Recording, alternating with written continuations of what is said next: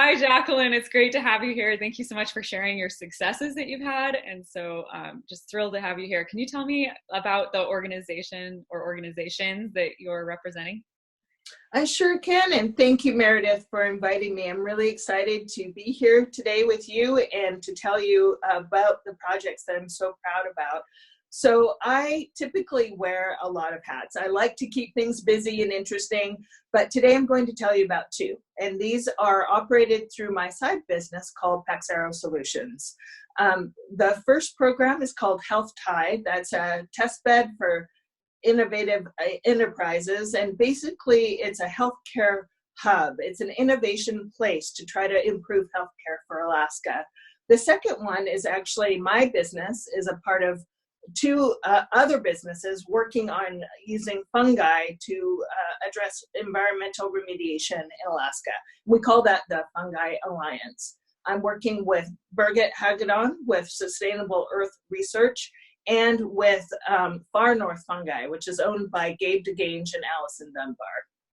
Nice. Can you describe what that business is? The Fungi Alliance is trying to use the natural properties of fungi that naturally break down environmental contaminants to specifically address fuel contamination in Alaska. And so kind of transferring the use that fungi have with breaking down wood and other things in the natural environment, these can actually be transferred and used to break down fuel spills, both diesel, but also possibly crude oil. And there's a lot of both of those in Alaska, and there just needs to be more done to try to fix them. Yeah, absolutely. So what inspired you to want to learn grant writing in the first place? So with both my projects, even though, so I'll treat them somewhat separately. I'll wear both hats, but let's first talk about the environmental remediation. So this is a for-profit business, but it's a social enterprise. So it is a for-profit business with an actual social mission, and that is to improve the environment in Alaska. And we specifically went into this wanting to have companies adopt our technology and replace existing methods that are not as friendly to the environment. But as we move forward, we realize that many of the organizations that we work with need to get grant funding in order to actually have our services and our product. And so it became apparent that using grants would be a way for us to support our partners in trying to get this actually used in Alaska. Secondly, with the Health Tie group, we actually actively tried to not write grants in the beginning. We wanted to become an accelerator and really show the value of trying to do healthcare differently in Alaska. Mm-hmm.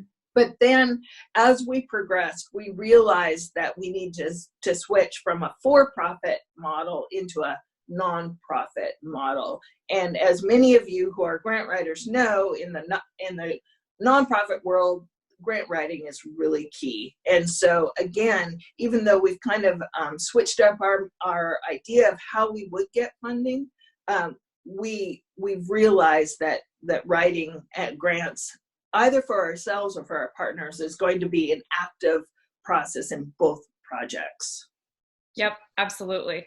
Cool, that makes a lot of sense. Because there are a lot of people that come to this from a for-profit business angle, which usually my original response was like, whoa, they're not, grants really aren't for-profit businesses.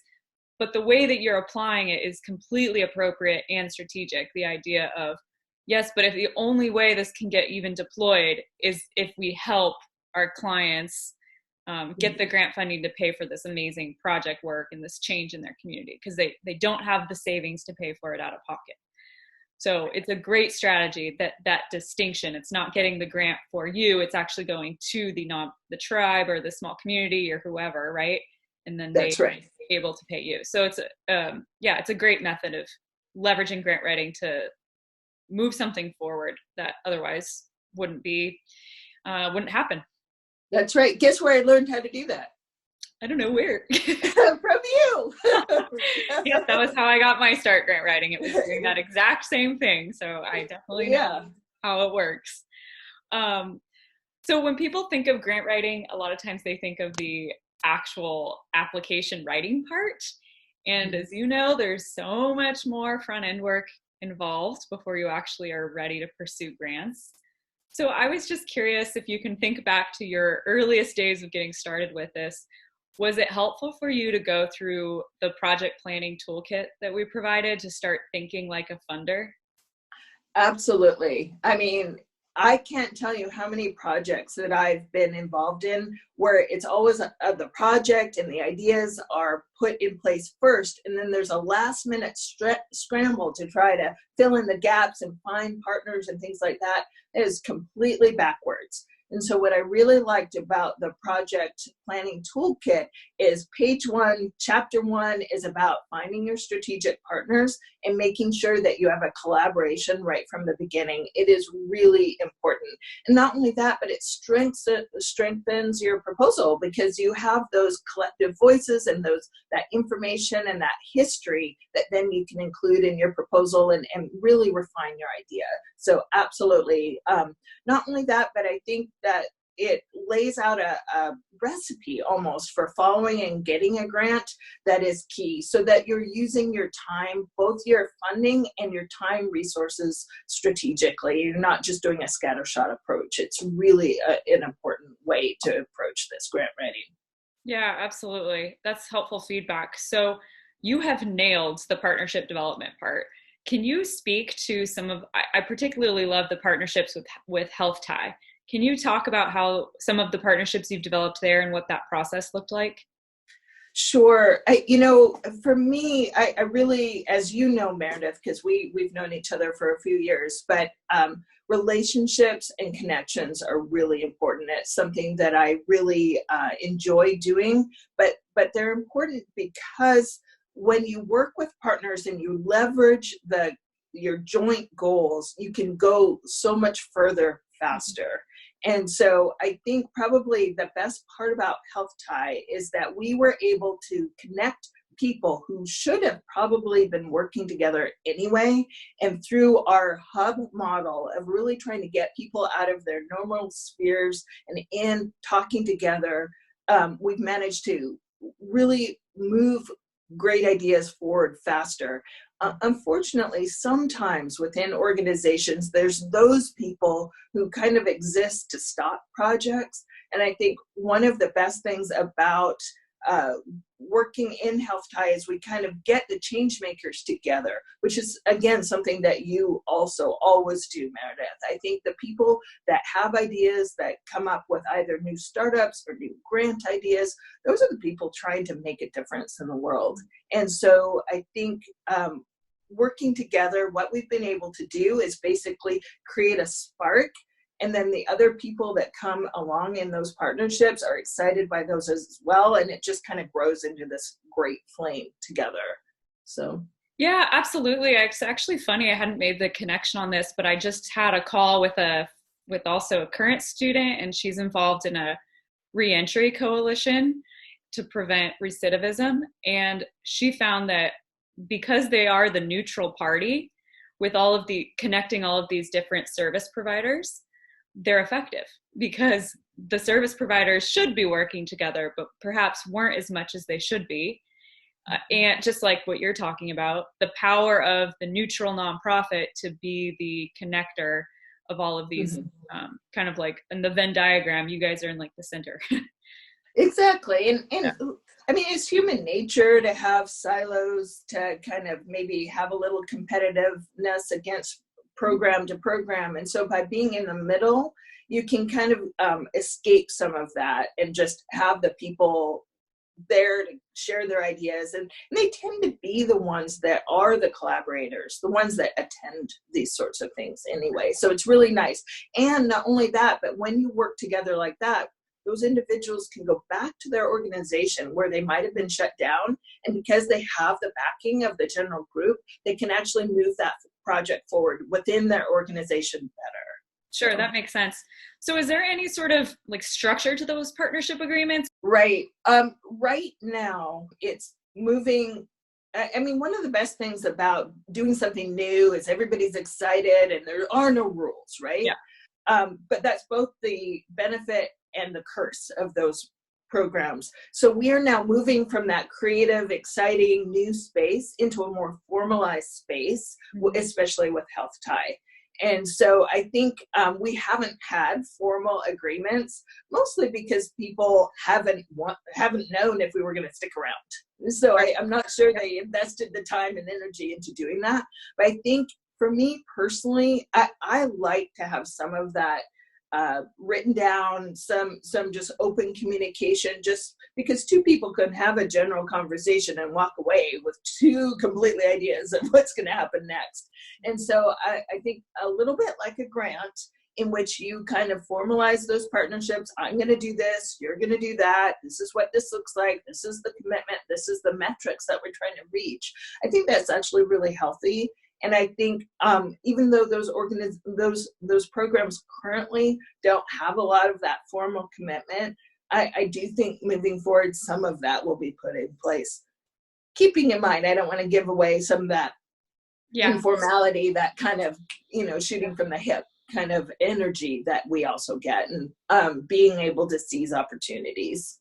Yep, absolutely. No, it makes sense. It's not like partnership agreements are appropriate all the time, but when you reach some certain stage of maturity in terms of project development, maybe you're like, okay, we should kind of lock this down on paper loosely, how these groups are working together. But it's a certain state, like that's a different stage that it seems like you're approaching in many ways while still keeping that fluid collaboration happening, which is, the reason it's happening is because it's not rigid and structured. Exactly. And so it's a little bit of a balance between both. Yeah, that makes sense. So what planning milestones have you met in the last few months that you're particularly proud of? So I again, wearing both hats, I'm going to speak first to the Health Tie planning milestone. So just in January of 2020, we were accepted with a Fiscal sponsor, a nonprofit Fiscal sponsorship and nonprofit incubator called Sultana. It's a program that's a part of the 4-Acre group, which exists to support nonprofits. It is a huge validation that what we are doing is not only valuable, but has a way to move forward. There's only 3 other programs that are there at Sultana right now, so to be the 4th is a bit of a feather in our cap. The key piece to that is by working with them, it provides, again, some kind of validity that we didn't necessarily have before. So now when I knock on doors, I'm able to say we're a partner with Sultana, and that provides me entry that just being a simple nonprofit prior was not.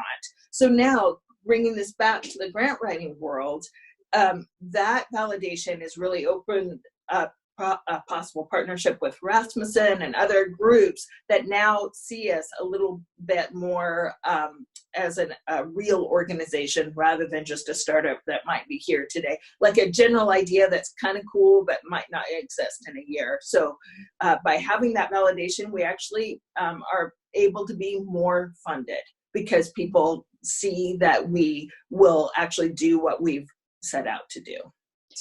So quick clarification I'm curious on, were you actually set up as a nonprofit prior to going to Sultana, or is Sultana providing that nonprofit umbrella for you? So again, we had realized probably about 4 months ago that we had to move away from a for-profit model and into a nonprofit model, and then started to look for where we might land as a nonprofit.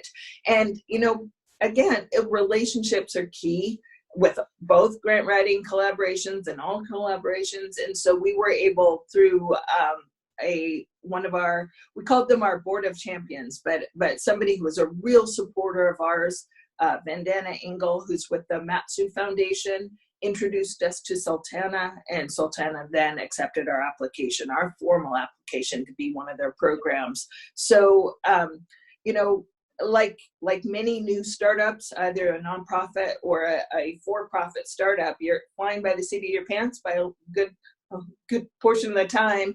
And we're very lucky because right now with Sultana, I'm not sure where else we would have landed and been so successful. So I think we would have continued, but right now it's hard to figure out where or how that would have gone so well. Yeah, totally. Well, I think this is really important for viewers and listeners to pick up on. It's not that you created a whole nother nonprofit and all the paperwork and everything that goes with that. You found an existing nonprofit that would provide that fiscal sponsorship, an umbrella for you to operate under, shared office space, right? Some shared administration. And that's a huge thing that I'm always advocating for, to find an existing nonprofit. It's so much more efficient than to try to reinvent the wheel. Absolutely. So that's really cool. Okay. So, and then any planning milestones you're excited about with the environmental remediation?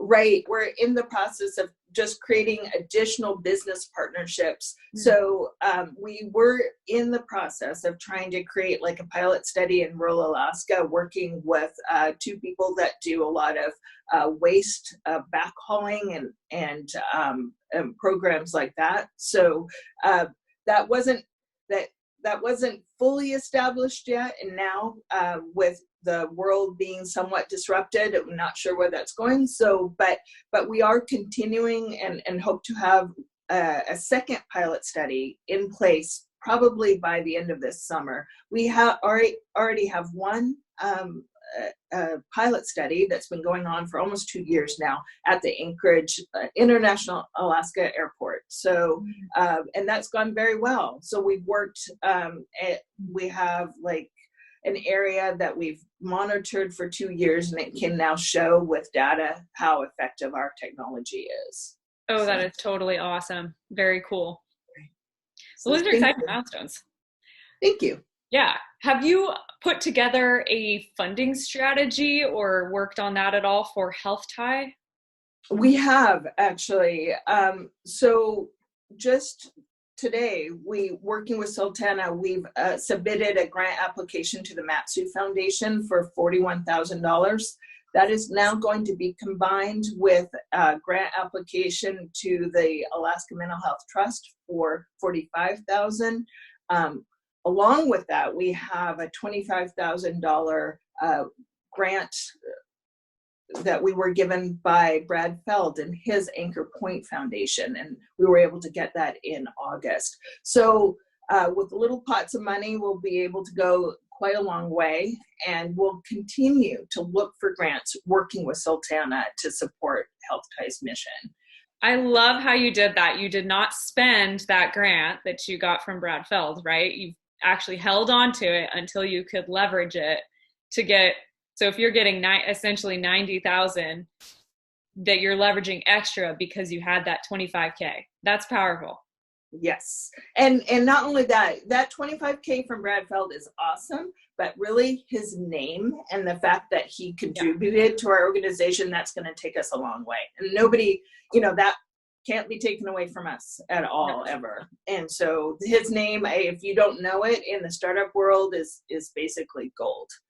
And absolutely. And that's also a classic strategy that I support, which is find the kind of more nimble funder first. Someone that has a lot of they can make the quick decision to get behind you or not. It's not the super formal application process, because they'll come in first, and then it makes getting those subsequent dominoes much easier that are more formal, right?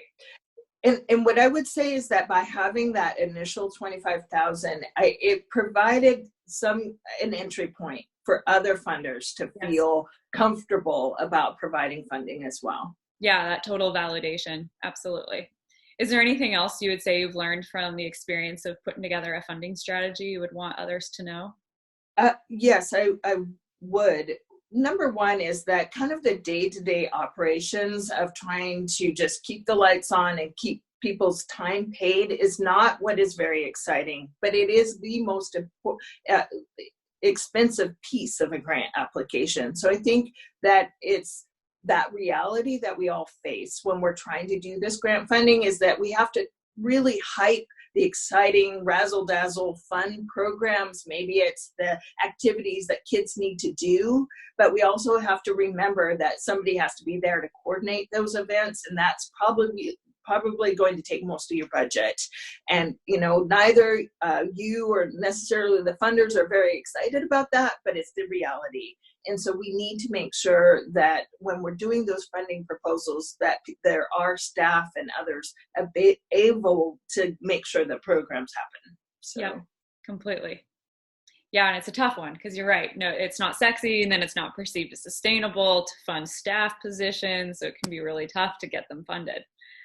Right. But it's about how you craft, to your point, putting together the budget and how you talk about those roles, making sure you're emphasizing how important they are. It sounds like, I was just going to ask, have you prepared any grant applications recently? And it sounds like you're in the thick of them.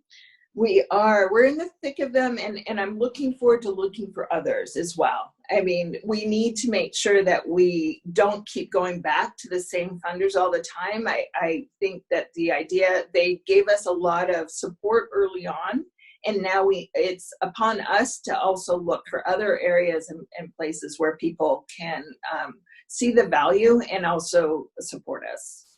Right, because the technology that you're building, I'm thinking of soil remediation, heck, health tie as well. The relevancy far exceeds beyond Alaska's boundaries. Right, exactly. Yeah. What would you say are some of the biggest lessons you've learned about getting into the world of grants? I think that the biggest lesson that I've learned, first of all, is that you really want to be targeted. I think that one of the best pieces that I've learned through going through your course and just following the steps that you've talked about is that you can put a lot of energy putting some scatter shot approach together and then sit there and just cross your fingers and hope for the best. But really your resources need to be upfront in the research and understanding who might really fund you and building those relationships first so that it's less of a crapshoot, basically. Yeah. It's less of a gamble and more targeted. So those are my key lessons that I've learned. And I think almost it doesn't matter what you do, whether you're starting a business or doing any other project, taking some time to actually do the research first will save you in the long run. Massively. Great advice. I am a believer in that. It's like music to my ears to be like, yay, someone gets it too. It's worked. Yeah. That's amazing. What would you want other aspiring grant writers or community change makers to know? I think, going back to Bradfeld, he has this idea of give first. And I think the idea that we need to be less worried about getting credit for what we're doing and really working on supporting others with the idea that so much of that just naturally comes back to you. And so I think often people are very worried about giving away ideas or giving away credit, or that maybe they won't be acknowledged at the end. But I think if you can drop some of that and just give and work together, then we all can work on our projects and not be worried about them failing. I think if we just give first and then expect that others will also have that mindset, then all of this will move forward. And all these great ideas, Meredith, when I look at the grant writers in your program, the ideas that they're pursuing, they really are fantastic. They're going to make the world a better place. And I just love that. So I would just say support one another well, and make sure that you're being honest in your critique and assistance and being fair. So that's about it. That's really good advice. Especially your story. This was like 0 to 100 from like 6 months ago, less. Right. That's very inspiring. Thank you. And what I would say to all of you with a good idea out there is just, keep moving it forward. I think plenty of people want to protect you, and they protect you by telling you your idea won't work. And so what you need to do is trust your instincts, be ready to change, and don't be foolish. Don't just go after something just for the heck of it. Do that research, do your own data validation, but then just keep moving it forward and do it for the right reasons. So. That is great. And I can think of a couple people in particular who are going to love that message. So I'll slice that out and send it to them. It's so true. Because when you're working on hard things, sometimes not everyone can see the big picture the way that you can. When you're playing the long game, which you certainly are with health tie and environmental remediation for that point, it's a different mindset. Right. It is a different mindset. And you just realize that change makers really are the ones that are willing to do more and take risks in ways that other people are not. So you found your community here. So with Meredith. Yeah, the whole Learn Grant Writing crew. It's cool. Well, thank you so much for sharing these insights. I feel like there was more nuggets in here than I even know what to do with. They're really good. So thank you for sharing your journey. And I want to do this again in 6 months to even see how much farther you've come with everything. All right. Well, thank you. And thank you for inviting me, Meredith. All right. Take care.